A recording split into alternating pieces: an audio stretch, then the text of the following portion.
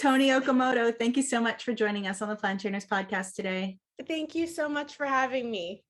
We are super excited to learn all your tips and tricks. And before we do, we wanted to know if you have a moment of gratitude to share with us and the listeners.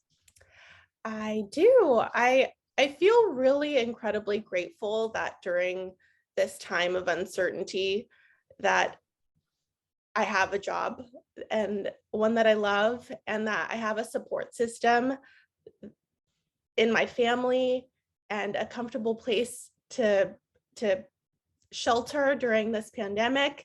And if it really happened any other time in my life, I didn't have these resources available to me. And so I just feel really grateful to live comfortably in this time that is so hard for many people. And I know that just a couple years ago, it wouldn't have been the same. It's definitely difficult for a lot of people, and we all have to be grateful for the support systems that we have in place, because that's what really gets us to be able to do the things that we need to do. So that support's very key. Mm-hmm, mm-hmm. And it's incredible that we're still being grateful for that at this point, to just about the 2-year mark of that. But for those people that don't have that support system, definitely open your eyes, ask for it, look for it in all of the places, because there's people out there for you. And I can see that for everybody listening, whether they're experiencing it or not. So we just have to call on the universe to be there for us. Mm-hmm.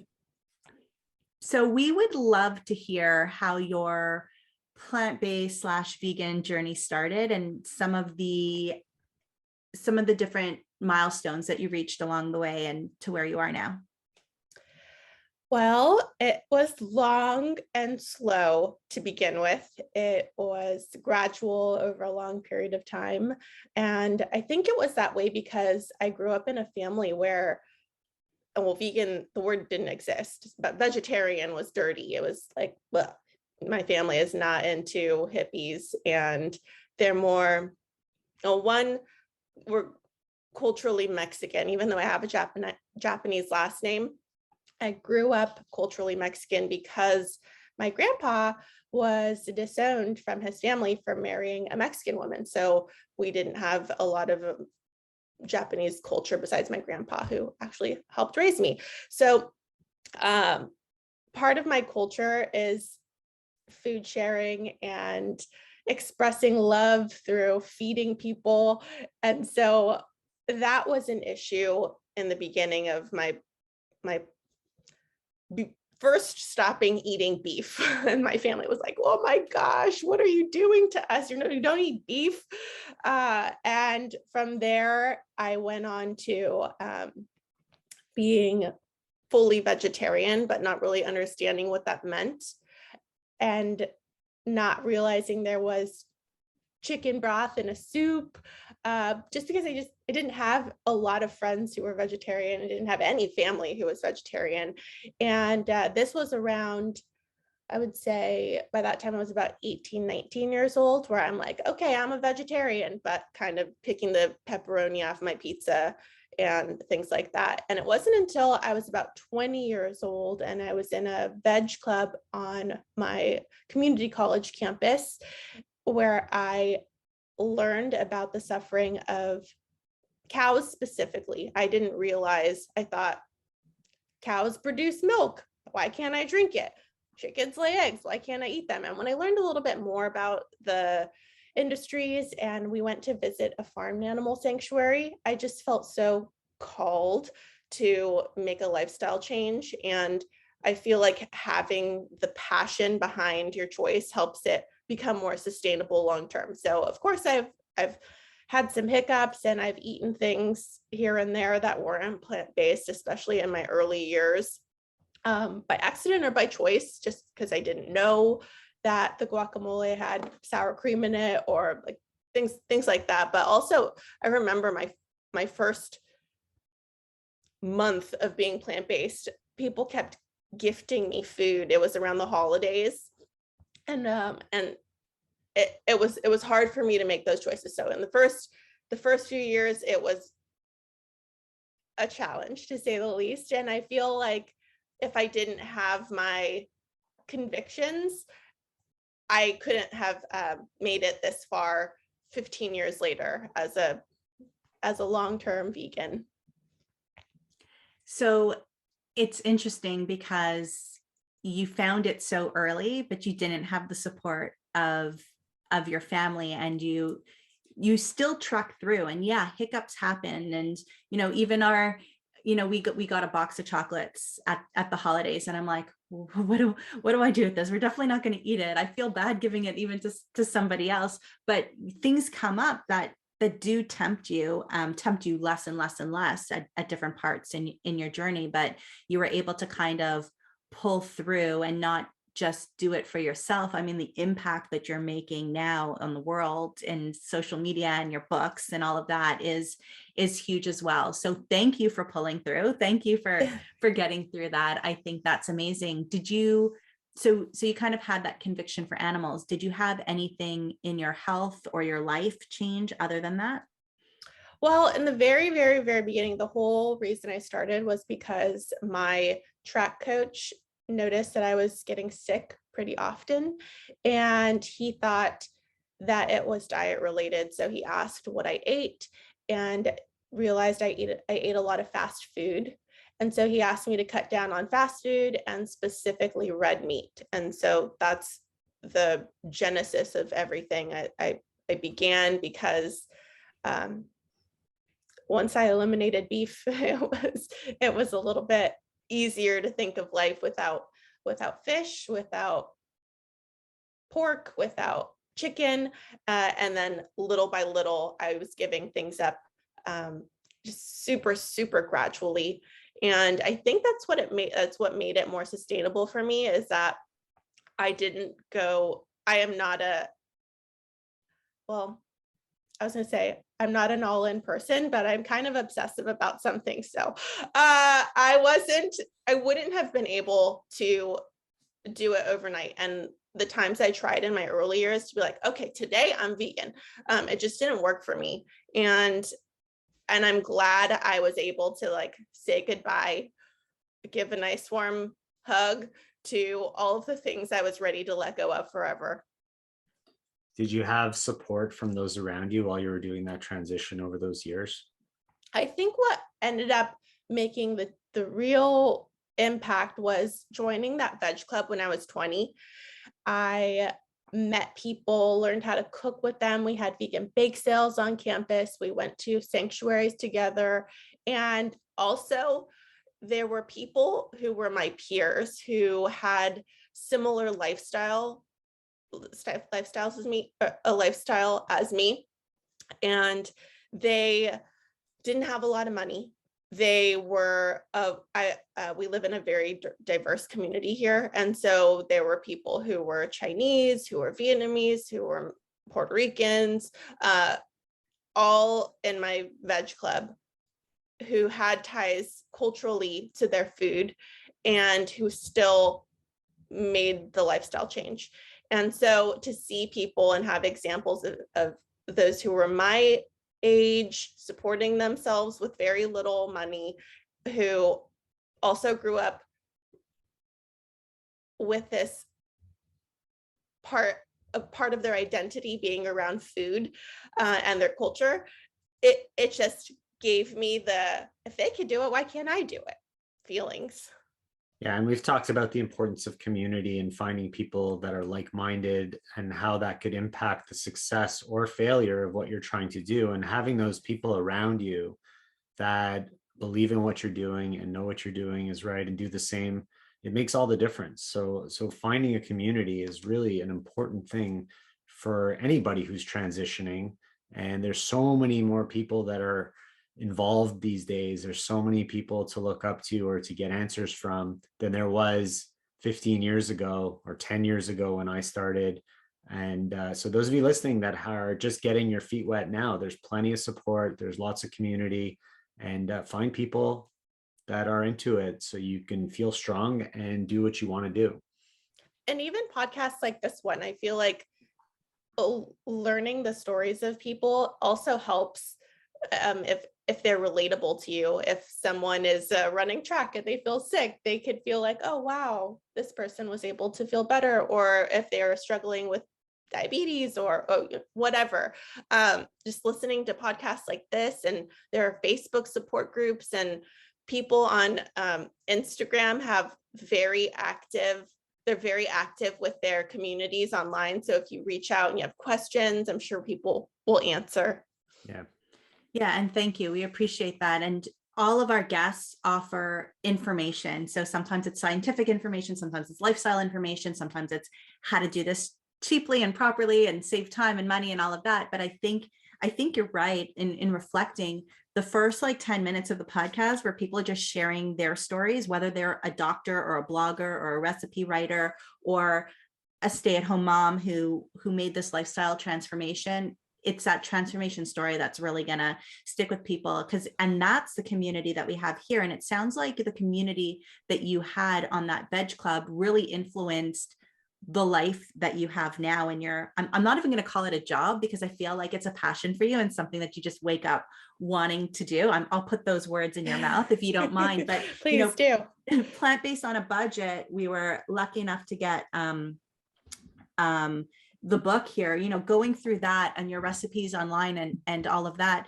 It is so culturally diverse, and it's something that the recipes are really easy and great for us as parents and a family, but can really be amazing for university students as well who are cooking for themselves. So I see so much of that in the story that you just told. Thank you. You're welcome. You're welcome. So I wanted to say we made some of your recipes, because I love to, as long as I get the book on time, I love making recipes from the book. So my son chose the queso cheese. Mm-hmm. So that was the nacho cheese. Yeah, nacho cheese. So we poured that over burrito night and we dipped some nachos into it, and that was great. But Adam and I can't even open the page because I actually feel the saliva in my mouth building up as I talk. The sweet potato chili, like there's like a nice hit of cumin in it. It's really good. It's really good. Thank you. So we've been enjoying the book and looking forward to more. So really, time is money, right?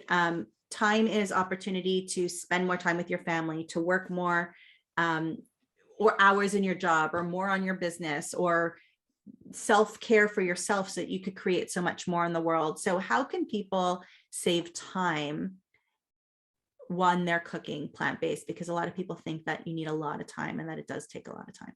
Mm-hmm. Actually, the book that I'm writing right now, which is the follow-up, it doesn't come out for a while, but it's all about the time aspect. That one I focused on how to be as budget friendly as possible. This one, I'm giving a little bit more to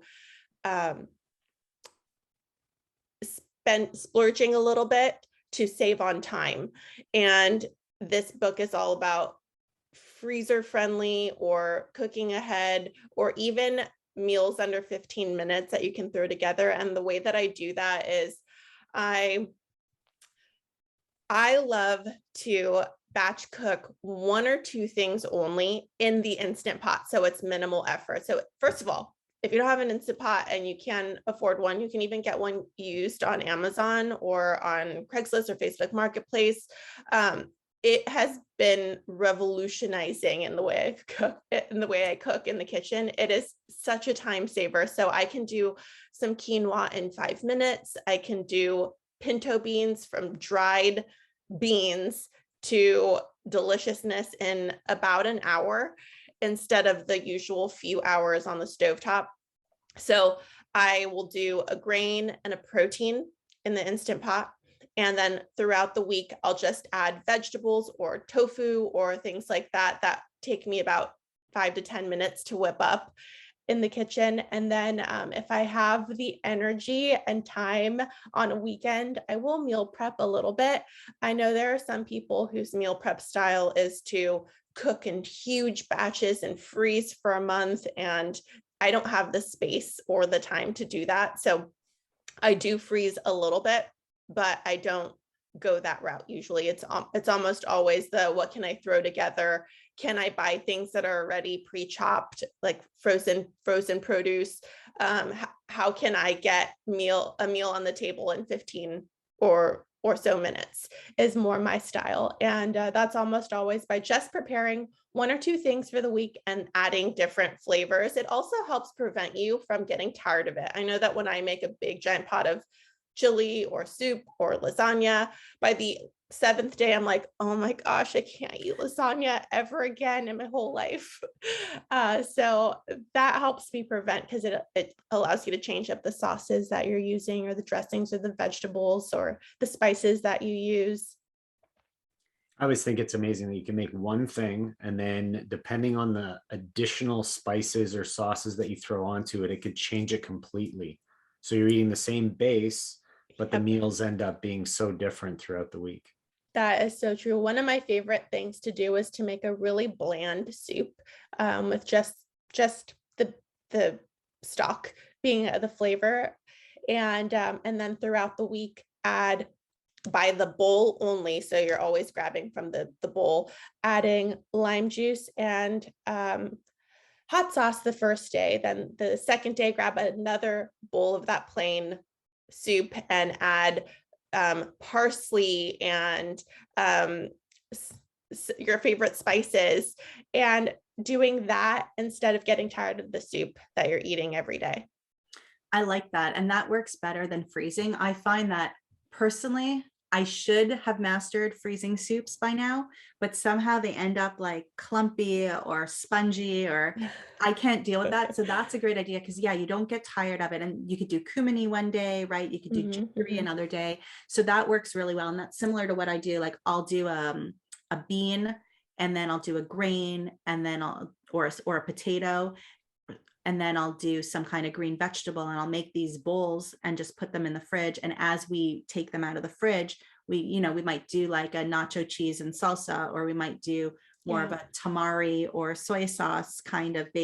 I like soy sauce with nooch. It's really, I think it's weird, but I really like it. I don't know if other people like it, but every day it can or chili, or, sweet chili sauce. Every day it can be kind of like a different flavor as well. So, yeah, that's great. We're really looking forward to that. And I think that helps people come up with some more ideas of what works for them and their family. And some people can't have leftovers in the fridge because they're worried about mold and things like that. But if you take it and you make a big batch of beans, right, and freeze those into portions right away, that's a lot different than having it sit in the fridge all week. Right. So batch cooking could, when you think it out, could work for just about anyone. I got really into, during the pandemic, I picked up a few hobbies, including gardening, which then I went down this weird algorithm thing where I went from gardening to then homesteading to like kind of self-sufficiency stuff. It was a time. So the homesteading portion, I learned a lot about food preservation, and freezing is one of the ways to keep the maximum amount of nutrients in your food. So you pick it at ripeness and are able to keep make your meal or freeze your extra produce at its maximum amount of nutrients. Definitely. And that's why buying frozen vegetables can work really well too. And you're getting more nutrients and less chance of it going bad in the fridge. So that way you're saving money. So what are some of the cheap ways to eat healthy that you like to promote? First, using what you have. I feel like that seems like a no-brainer, but it's something that people get into the habit. I know that in my family, we would go grocery shopping without a plan and without really taking any inventory of what was already stored in the house. And then you end up with food waste, and you end up with too much food in the house that you don't know what to do with what you purchased, because maybe you bought peanut butter, but no jelly, and pasta with no marinara sauce, and now you just have all this stuff. So doing inventory in your kitchen, freezer, pantry, refrigerator, and then building kind of like a meal plan. It doesn't even need to be really a full meal plan, but just making sure that you can put together something with what you have and buying the supplemental ingredients at the grocery store instead of going to the grocery store and buying whatever looks good or whatever is on sale. And No, go ahead. I feel like that's also what has kept me plant-based for so long, is that the hard parts come when you're on your way home from work. I used to have an 1.5-hour commute each way. And if I knew that I didn't have anything at home, I would stop by Chipotle or like go to Subway or wherever for a quick meal, and that's expensive. So coming home and knowing that I have a nutritious, easy meal to throw together very fast is so helpful in staying healthy-ish, in staying plant-based if you're on the cusp of like teetering back and forth between not eating plant-based and eating plant-based. And so meal planning is number one for sure. I completely agree. First of all, having peanut butter with no jelly is a crime. However, getting back to your point of using what you have, I think that the longer you do this, the more you come up with other alternatives, right? So you've experienced a little bit more. So you might not have the jelly. Don't let the peanut butter sit there for 5 months without eating it. Cut up some banana and stick some banana on it, right? Put some cinnamon on there too. So I think as you kind of get into the cuisine of plant-based, it really helps you to think outside the box and save money too. If you don't have marinara sauce I like the tamari with the nooch on noodles. Weird. Again, really, I've never tried that. Maybe I'll try that. Really weird, but like I will do that if there's leftover noodles and I don't want to open a brand new can or sauce of tomato sauce because I don't want that to go to waste because I know it's not in our meal plan. And that's why I love to teach people how to meal plan for themselves. And I start with, what are you used to eating already? What meals are really easy for you? And what nights do you have the time to explore more? And then open up a really great book, like Plant-Based on a Budget, see what recipe you want to make and only buy the ingredients extra that week for that particular recipe, make sure you like it, and then make it a couple of times more, right? So teaching people to not necessarily try a new recipe every day, because A, you'll burn out, and B, you'll buy so many ingredients that you don't have already. So, and then you could add in from the books and the websites and things like that you really like. So I think that's a great idea. And you're right. If you don't have a plan, you're stopping for fast food. Yep. Right? Yeah. Yes. I feel like, so when I started Plant-Based on a Budget, the website, way back, I'm about to celebrate 10 years in April. I'll be celebrating 10 years. And when I started, it was just kind of what I wanted to feed my family, what I wanted to eat myself. And the problem that I faced was that so many people don't have strong skills in the kitchen yet.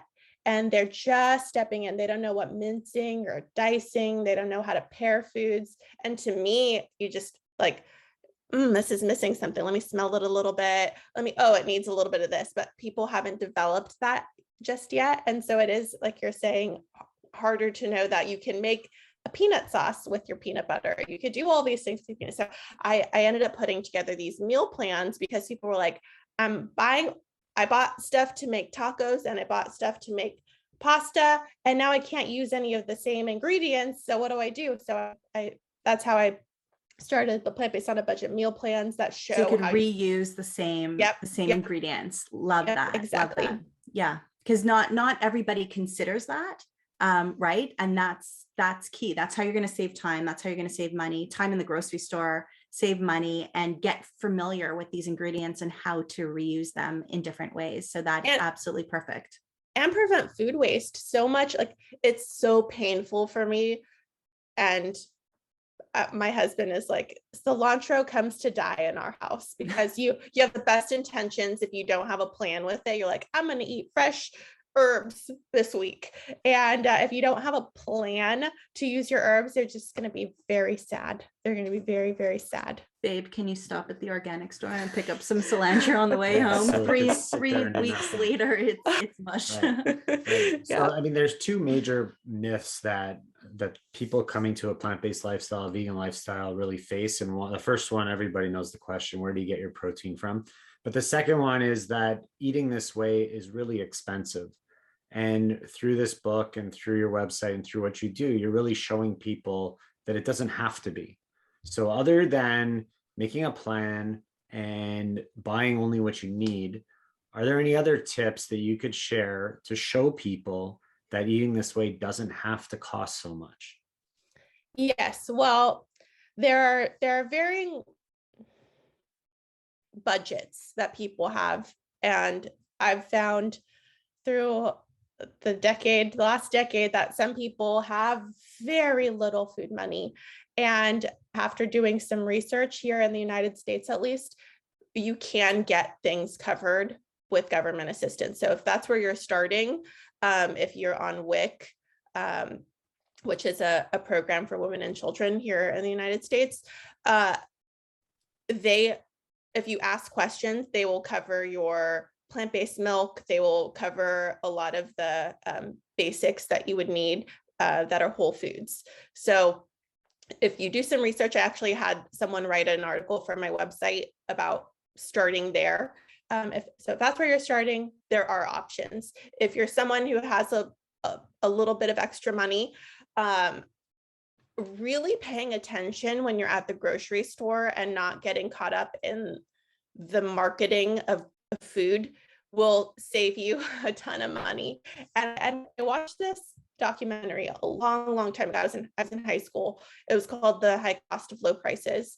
And they talked about how Walmart's strategy was to not have the cheapest items right when you walk in. The cheapest items are always in the aisles. And so you walk in and you see, we'll say Hunt's tomato sauce. And you're like, oh, it's only 88 cents today. That's a really good deal. So you put it in your cart. But if you were to go to the tomato sauce section, you might see that the Great Value store brand is 50 cents. But that person either paid for placement or they're running a special with them.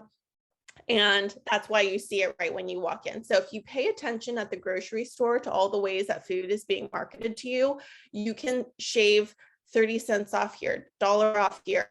And that's even when you're looking at the aisle, what's at eye level may not be the cheapest. Sometimes that's also paid placement. So if you look around, the very bottom might be the cheapest item, but we don't shop like that. We're kind of creatures of habit and convenience where we just scan really quickly. Oh, that's 88 cents. Let me grab that. And so paying attention very closely when you're at the grocery store, and also when you're being rung up. I save a lot of money when I'm being rung up because I buy in bulk. There's another one right there, buying in bulk when you can, whether that's at Costco, or if you have a store where you can purchase only what you need. That has saved me. So some people think of buying in bulk as hoarding 50 pounds of something. But for me, it has been the opposite, where I've lived in a lot of places where I didn't have storage in my kitchen. And so I only need 1 cup of rice. I don't need 10 pounds of rice for this recipe. And so I can just buy what I need instead of a big bag of something that I'll never use again. I don't think we've talked about that before, because most of the time we talk about buying in bulk because that could reduce prices. And I mean, we're a family of 4 and I buy 20 kilos of oats and 20 kilos of rice at a time. And that I have the storage space and that works for our family. But yeah, if you're going to buy 2 pounds of something and 1 pound's going to sit there in the back of your cupboard for the next 12 months. And then you're like, maybe I shouldn't have this anymore. And you throw it out. You're wasting that money. I love that tip. Yeah. So that's one big one. And then learning to cook from scratch.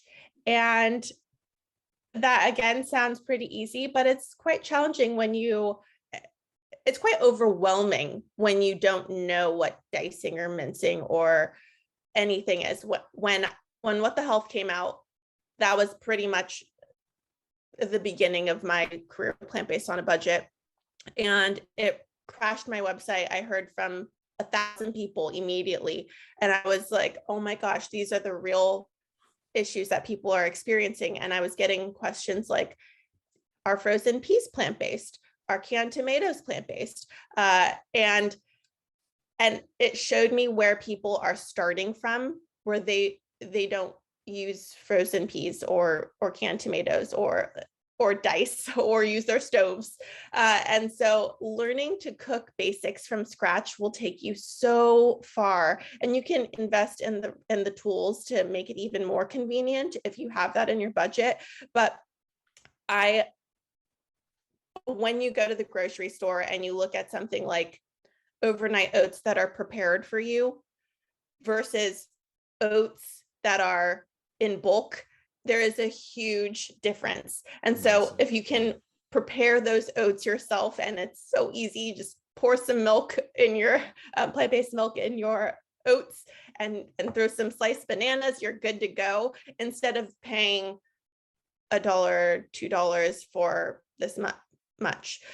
So learning to cook from scratch will take you very far in saving money. And there are so many resources available for free online. If you go on YouTube, you can get how to chop an onion, how to mince garlic, how to make perfect brown rice. And I would start there.